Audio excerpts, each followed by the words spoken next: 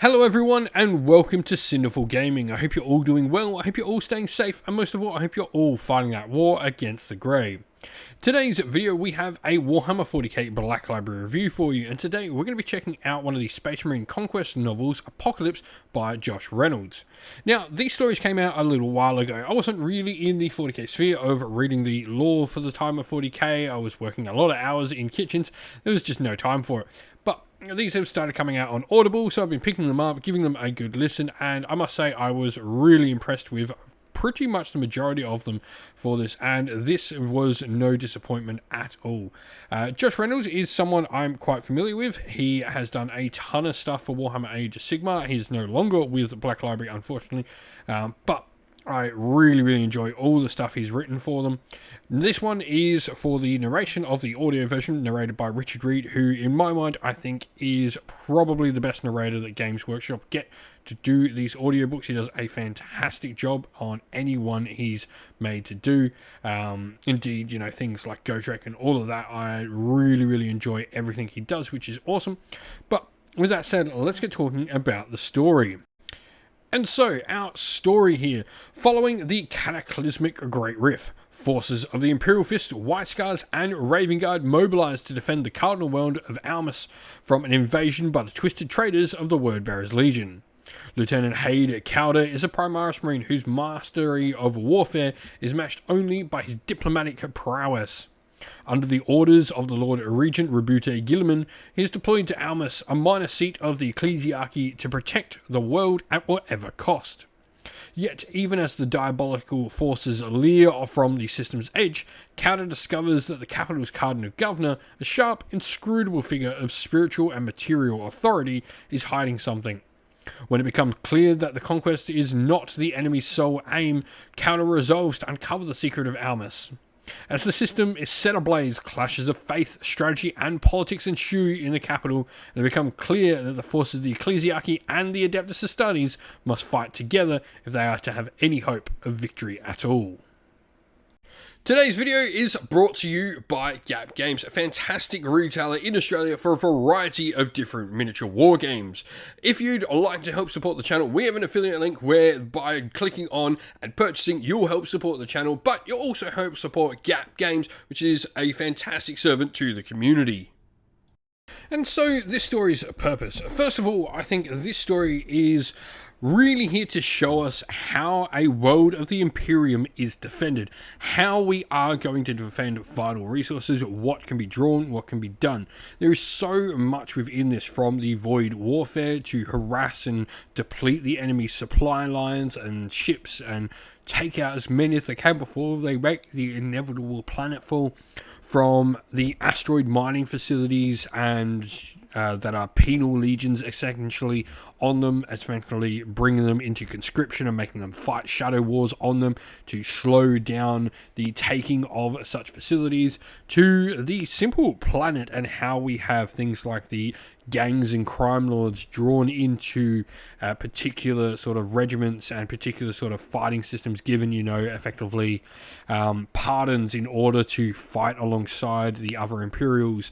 We have the Ecclesiarchy, we have the 3 Space Marine chapters here, all fighting alongside each other as well, displaying, you know, their different sort of ways of warfare and how they can each sort of bring something different to the table. We have the stoic, you know, siegecraft defenders of the Imperial Fist, the more sort of offensive focused White Scars, the hunters, and then we have, you know, the shadow warfare of the Raven Guard here as well. This all brings together, you know, a story that really does show well how an Imperial planet is defended on a mass scale, which I think is really cool. Now, I'm not too sure as well. I believe this could have came out around the time that the old Apocalypse for 8th edition came out as well. I may be wrong, but I'm pretty sure that's correct. So this definitely had, you know, a bit to play in showing you sort of bring forces together to make that sort of setting and that sort of idea of how these fights work, give it some narrative to it. And so our main character is Lieutenant Haid Cowder. He is an Imperial Fist, and he is the one you see on the front cover here.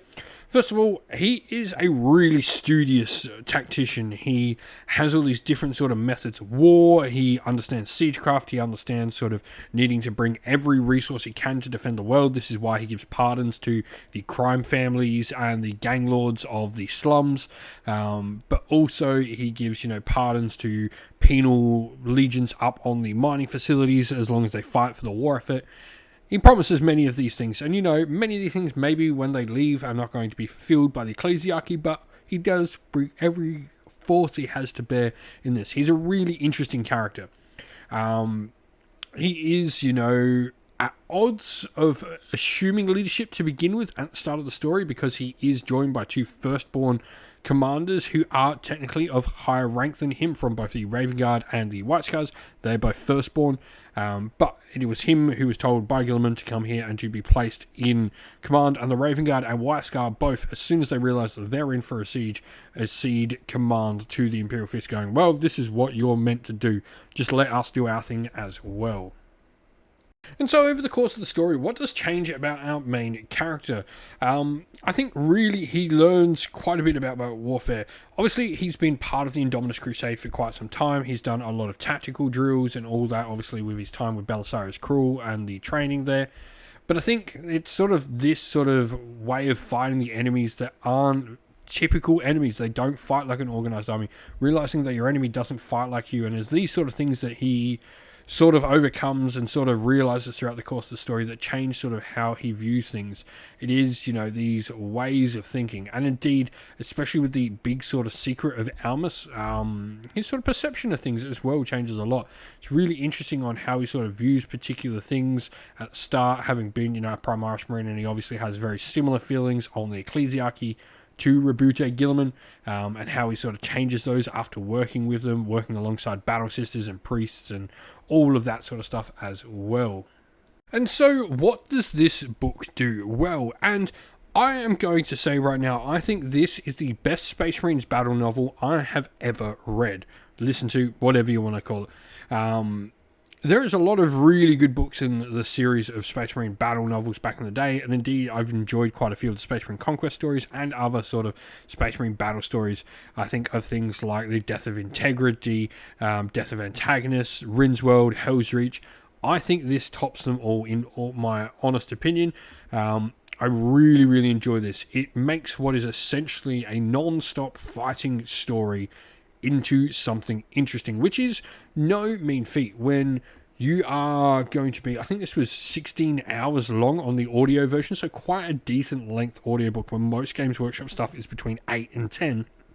This is, almost double the length of an average story. I think, the way that the fighting was set in different places, having the void warfare, having the internal fighting of the word bearers, having the mining facility fighting, having the shadow warfare fighting on the planet as well, along with the sort of main siege and the different parts of the siege as well. Having all these different points of interest and really telling a full-scale story and having all these different characters and side parts, along with Haid Cowder obviously being our lead, but having, the Raven Guard work with the penal legions, having the White Scars do their hunting and indeed be the main sort of void warfare fighters, and having, the gangers pressed into service, having the ecclesiarch in their particular fights. All these secondary characters that allow us to sort of connect to these different fights really does make for an interesting story. I can't say enough good things about how well this book makes what is essentially and commonly referred to in the community as bolter porn probably some of the most interesting stuff I've read in 40k in quite some time.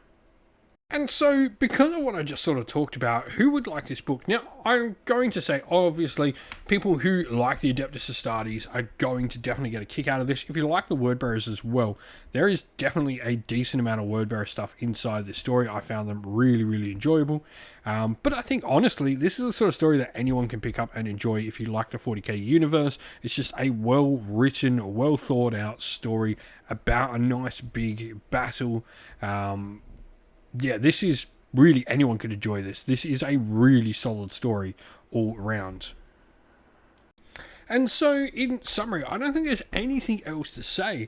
This is one of the best I've listened to this year, without a doubt.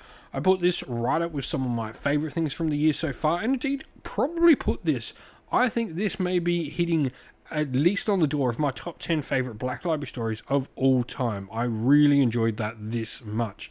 This is 10 out of 10 for me, without a doubt. Probably some of the best things from 40k I've listened to in quite some time. Really, really good stuff. I cannot say enough good things about this, and this is just what the review's going to be. It's going to be me talking about how much I love this story. But if you have picked up Apocalypse, have you read this, listened to it, whatever, let us know your thoughts about it down in the comments below. And so that is the end of the video. We hope you all enjoyed it. If you did, please don't forget to leave a like, comment, share, and subscribe to the channel. If you'd like to come chat more with me and other members of our great little community we have here at Sinful Gaming, we have a Discord server, which is linked down in the video's description. Also linked down in the video's description are the best ways to help support the channel, be that via Patreon or YouTube members, or by grabbing yourself some merch, whether that's stickers, t-shirt, mugs, or anything from our Teespring store as well, or by using our affiliate links, which are also linked down in the description as well, that go a long way to helping support the channel. As a special thank you to all our Patreons and YouTube members, we'd like to give you all a shout out. So thank you to Andy C, Grimskull, Colorblind Magic, Iron Grinch, Benjamin Swallows, James Cater, Mark Harvey, Domir, Average Wargamer, JJ Austrian, Cure Dynamic, Andrew Bowen, Alderin Shot First, Kendi Lull, Soren, Green Roots Gaming, Ronya, Lock Lorick, The Johnny 84, Broken Chef, Ariana Edwards, Monty Stabletop Terrain, James Tillman, Disco, John Castle, and Gargamel 196. Thank you all so much for helping support the channel. It means the absolute world to us. Please do not forget to like, comment, share, and subscribe. Once again, everyone, stay safe, stay well, and most of all, keep fighting that war against the grey. Ciao for now.